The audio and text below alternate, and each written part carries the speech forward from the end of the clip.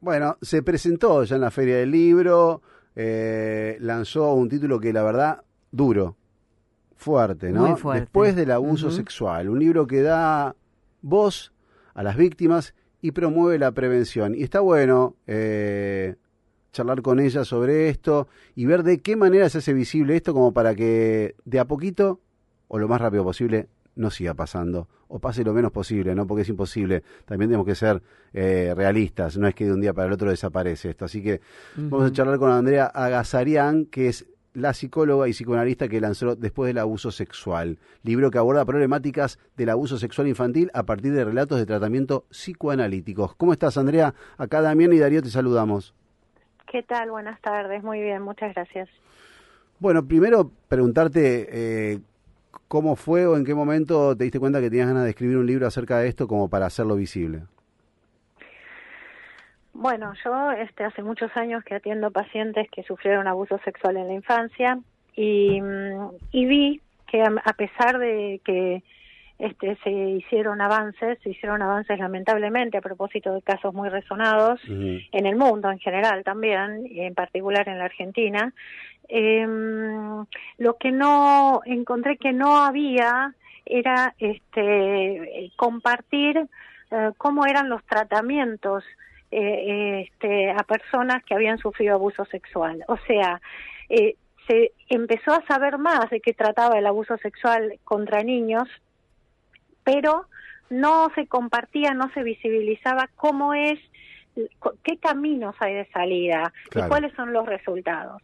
Y como yo tuve muchas experiencias clínicas con pacientes, bueno, me pareció que podía ser interesante, que le podía servir a mucha gente poder identificarse con alguno de los casos, y que eso podía llevarlos a tener una expectativa de mejoría, porque el trauma es inmenso. El trauma es inmenso y aparte, yo no sé, pero cada uno es un caso, pero cómo luchar contra eso, ¿no? Bueno, a ver, como luchar contra, bueno, hay varias No cuestiones, sé ¿no? cómo sanarlo, Porque, pienso, porque Claro, porque es muy Andrea, hay difícil. gente que a lo mejor lo puede contar y hay gente que, Claro que no. porque cuando vos sos chico no te das cuenta que está bien todavía, que está mal. O sea, notás que esas cosas no están bien, pero no las podés contar porque no sabés y te sentís culpable. Entonces, hay gente que lo guarda toda la vida esto, no lo sabe contar, no lo puede decir. bueno, esto que decís es interesante, que hay gente que lo guarda toda la vida porque lo primero que digo es que es una tortura, ¿no? Cuanto más tiempo se guarde ese secreto, la tortura continúa. Eso por un lado. Por el otro, es verdad, es habitual que haya gente que no lo hable por muchos años. Durante todos estos años de ejercicio de mi profesión pasaba que a la primera persona que venían a contarle esto muchas veces era, en este caso a mí, o sea, al profesional o la profesional que trabajaba en el tema, y luego de lo que pasó con la denuncia de Telma Fardín, eso cambió. Hubo una explosión de denuncias en las redes, hubo una explosión de denuncias en las familias, y esto es importante decirlo porque hay cosas que le dan un giro a la sociedad completa.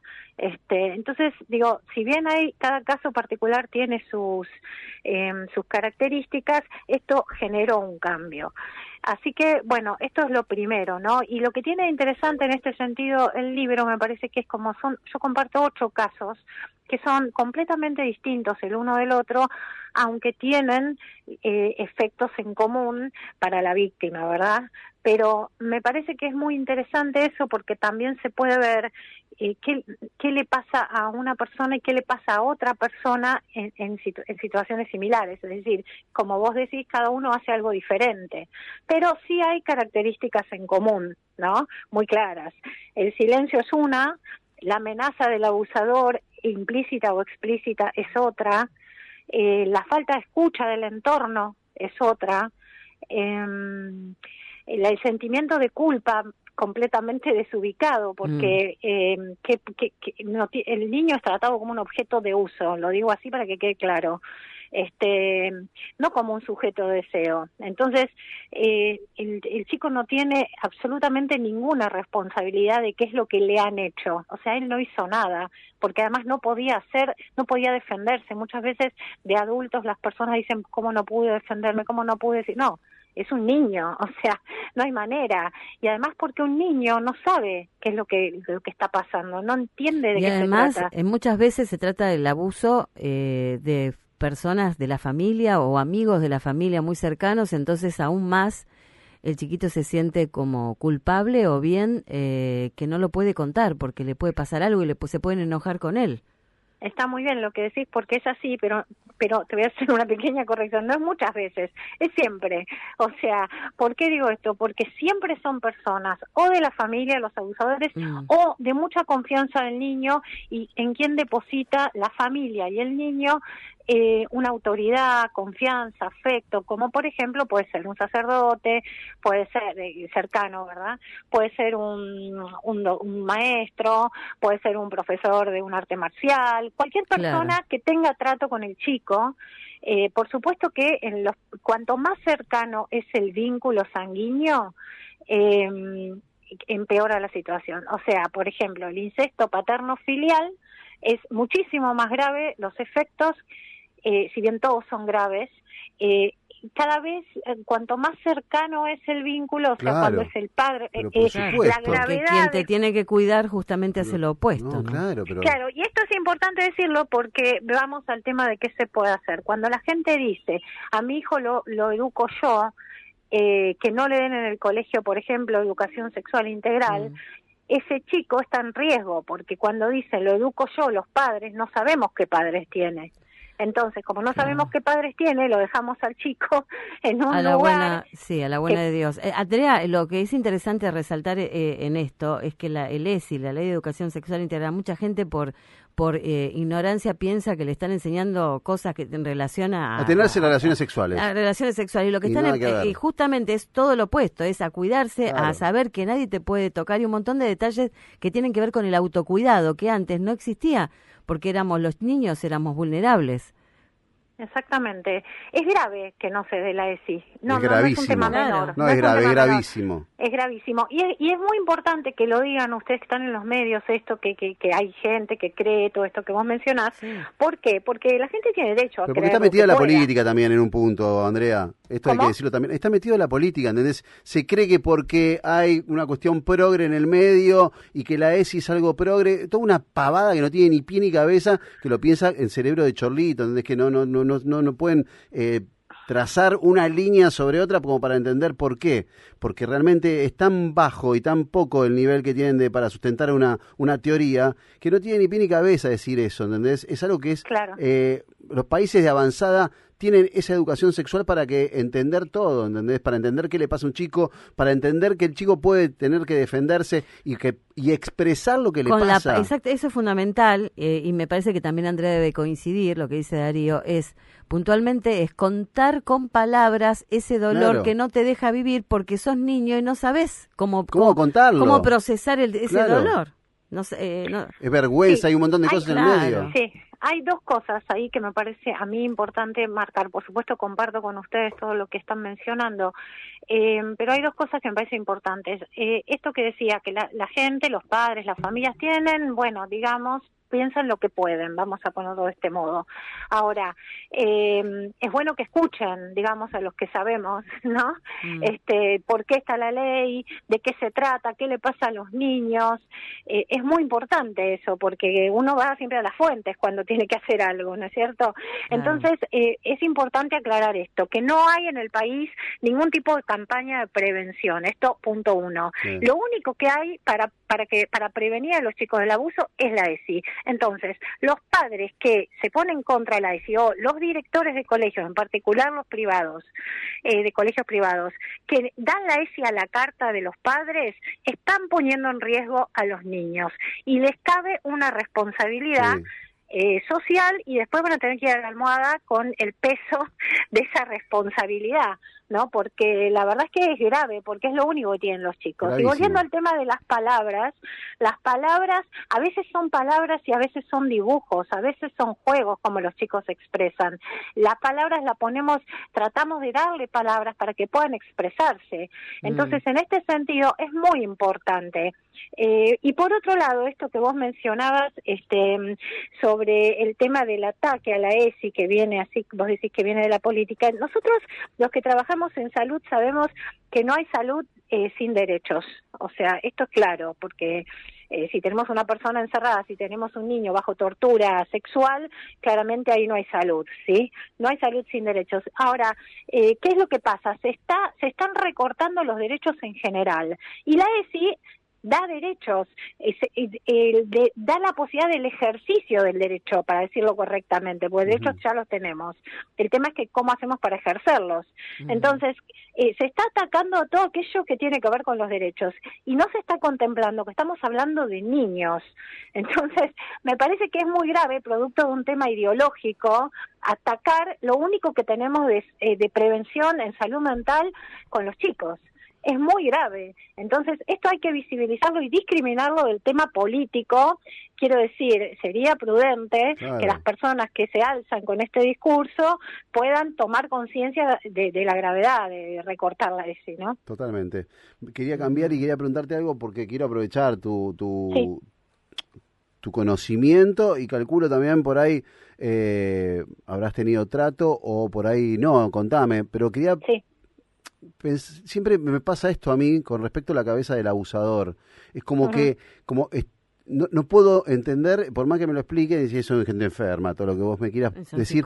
Es como que no puedo entender cómo por la cabeza de alguien puede pasar el hecho de tener sexo con un chico, ¿entendés? Con un menor, a eso me refiero. Entonces no puedo entender esa cabeza, es como que, no sé, vos por ahí me lo podés explicar de otra manera por ser psicóloga o psicoanalista, no sé, por haber estado cerca de estos casos. Sí, voy a aprovechar esta pregunta que me haces para aclarar también algo al respecto. Sí. El abusador no es un sexo de ida y vuelta como podría ser entre dos adultos, ¿no? Ya te decía que es el uso de una persona para la satisfacción sexual solo de ese adulto, Claro. ¿sí? Eso está claro. O sea, Clarísimo. que no le importa al abusador qué le pasa No. al niño que tiene enfrente. No le importa, no empatiza con el dolor. Andrea, no eso empatiza es lo que se llama un psicópata, una persona que hace eso, ¿verdad? Bueno, los antecedentes que tenemos respecto de los abusadores son personas que no suelen ir al consultorio. O sea, es un problema porque para lo que es la investigación hay poca casuística. Claro. Entonces, ¿quién va a reconocer eso? ¿Cómo? Nadie va a reconocer eso. Claro, o sea, lo que sí podemos hacer, producto de la experiencia, nosotros, en el caso mío, por ejemplo, es decir, bueno, el abusador de esta paciente o de este paciente tuvo esta característica. Entonces yo puedo decir si era un psicópata, si era un perverso, yo puedo hacer esa inferencia. Lo que no tenemos es a mano al abusador, porque no va a la consulta, porque por lo general no se angustia. Entonces, ni con los hechos, nada que tenga que ver con este delito. Entonces, son personas, sí, te puedo decir, que no empatizan con el dolor, no empatizan con el otro, todo el goce es para ellos, incluso no se arrepienten, No les perdón, no les cabe en la cabeza esto, lo que digo, porque esa persona no escucha un montón de veces esto, no es que vive en una burbuja y no escucha y no le pasa todo esto que estamos hablando por la cabeza, porque nos puede estar escuchando un violador. Sí. Tranquilamente. ¿Y qué? Cuando escucha esto que dice, no, yo tengo razón, No estos tipos están locos. No tiene los valores morales. No, pero parece por eso. Claro. Quiero entender lo que le pasa por la cabeza al tipo que no reconoce que está haciendo algo tan tremendo. ¿Entendés? No puedo entender como por una cabeza se puede entender que está... Porque yo entiendo que estás haciendo algo que te satisface. Sí. Ok, pero que sepa, que no disciernas que está mal, eso es lo que no entiendo. Es que no le importa, ese es el tema. Pero que no le importa, pero que sabe que está mal. No, para nada. O sea, ¿Cree que está bien violar a un chico? Eso es lo que no puedo entender, que en una cabeza quepa eso. Bueno, sí. Esto, bueno, a ver, la justificación de los actos de las personas, lo hemos visto, o sea, pasa con los adultos, que también hay hombres violadores, violadores seriales, violadores de su propia esposa. O sea, esta cuestión, hay algo que ya denunció Rita Segato, que es la que tuvo trato con abusadores en la cárcel. Que ella lo que dice es, lo hacen porque pueden, ¿no? Porque el patriarcado, porque el machismo, porque todo esto. Nosotros que somos psicoanalistas, creo que hay especificidades distintas entre un abusador y otro. No creo que sean todos lo mismo por la experiencia clínica que con los pacientes, ¿verdad? Uh-huh. Pero sí es así. Lisa y llanamente, es así. No hay empatía, no les parece mal, no se angustian. Y no solo eso, digamos, muchas veces yo a los pacientes les digo que si hablan en su familia, van a encontrar que esa misma persona que los abusó a otros, porque terminan con uno, continúan con otro. Entonces, de algún modo, lo que es una muy mala noticia, que es que haya otros abusados por otro lado, les confirma que no solo a ellos les pasó, que no eran ellos, que no era contra ellos, que la persona tiene ese rasgo y lo repite. Entonces, ahora, ese rasgo, Andrea, tiene mucho que ver. Yo nombro mucho la psicopatía porque, bueno, en un curso que he hecho lo he estudiado, pero habla igual. Yo ahora lo busco en el Google, él dice, y se caracteriza por un patrón de manipulación, falta de empatía, remordimiento, impulsividad y comportamiento antisocial. O sea, puede llamarse un trastorno de personalidad, pero la psicopatía, viste que es un tema que todavía se está estudiando, si es genético, si no, si tiene un componente ambiental o si es un trastorno que ya viene incorporado en la genética, porque realmente es terrible. Los psicópatas son los famosos asesinos seriales que no tienen, y bueno, lo hice porque lo hice, pero no disciernen, como decía recién mi compañero Darío, entre el bien y el mal, ¿no? Sí, bueno, luego están todas las perversiones, pero digo, claro. el psicópata, digamos, mientras puede, esa persona, ese niño o esa mujer, digamos, adulta, sea parte de su mundo, o sea, él considera que puede hacer absolutamente lo que quiere. Ahora, cuando se salió del mundo, deja de ser parte de su universo, puede despreciarla. Por ejemplo, si la mujer consigue, estamos hablando de adultos ahora, ¿no? Sí. Si la mujer consigue correrse de la cercanía al psicópata, de ese adueñamiento que hace el psicópata del otro, pueden prestarle ningún tipo de atención, porque lo que le importa es lo que es propio. ¿Sí? Lo que considera que le pertenece, y con eso puede hacer lo que quiera. Claro, los demás somos cosas para él, somos cosas. Sí, bueno, de todas formas, a mí lo que me parece importante, porque con respecto a los abusadores, es prestar atención a cómo educamos a los niños en los colegios, a no dejar pasar cosas que tienen que ver con la crueldad, ¿no? O que tienen que ver con la falta de sensibilidad. Cuanto antes se agarren estas cosas, sean los colegios, cuando puedan ir al gabinete, o que haya un psicólogo, que haya alguien, llamar a los padres, o sea, todo ese tipo de cosas hay que agarrarlas, porque ya el abusador adulto ya está, es lo que comenté, o sea, es así. Ahora, cuando estamos criando niños, cuando criamos varones, pues la mayoría son varones heterosexuales, eso es bueno decirlo en este momento, porque para nada tiene que ver la orientación sexual y la identidad de género con la psicopatía, la perversión y el abuso sexual. Nada, absolutamente nada que ver. Una cosa es una estructura psíquica perversa y otra cosa es voy a dar este ejemplo.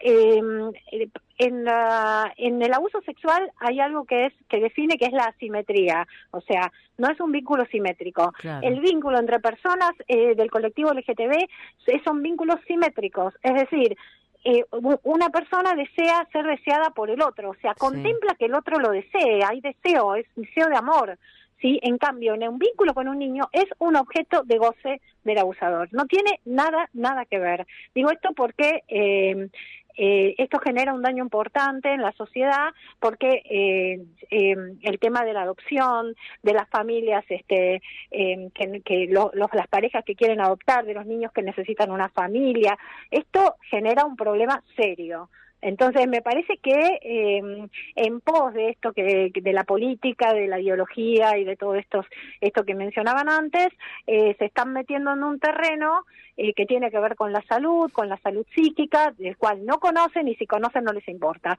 Entonces el daño es un daño importante porque hay niños en el medio. Sí. Andrea, mira, se nos está yendo el tiempo porque tenemos que ir al informativo, pero la verdad es súper interesante la charla. Sí. No sé si te parece, volvemos a charlar en breve para una segunda parte y sacarnos un montón de dudas que nos quedaron. Por ejemplo, la cura por la palabra y un montón de cosas que vos conocés y sabés y sobre todo también miles de preguntas que nos quedan a nosotros respecto a este tema que está bueno que también la gente pueda escuchar. Así que si te parece, la producción seguramente te convoque para hablar otro día. Sí, lo único, si me permitís, quiero pasar mi Instagram para que el que quiera hacerme una consulta o preguntar por el libro, dónde se consigue, es Andrea Agazarian, AGH y con Z, Andrea Agazarian, @Andrea Agazarian. O sea, es sencillo, digo, porque tal vez pregunten en el país, digamos, a veces les cuesta conseguir el libro, me consultan. Y también puede ser que alguna persona haya sido abusada de niño y a lo mejor este es el momento de que puede llegar a compartirlo con vos, que le des confianza y pueda transmitirlo y pueda sanar. Sí, porque además yo estoy atendiendo a distancia, así que todos los que tengan habla hispana y estén a distancia no tengo ningún inconveniente. Ahí está, @Andrea Agazarian, AGHAZARIAN, Andrea Agazarian, presentando también Después del abuso sexual, el libro del que estamos hablando, así que cualquier consulta la pueden hacer por su Instagram. Gracias, Andrea. No, a ustedes, por favor, gracias. Un abrazo.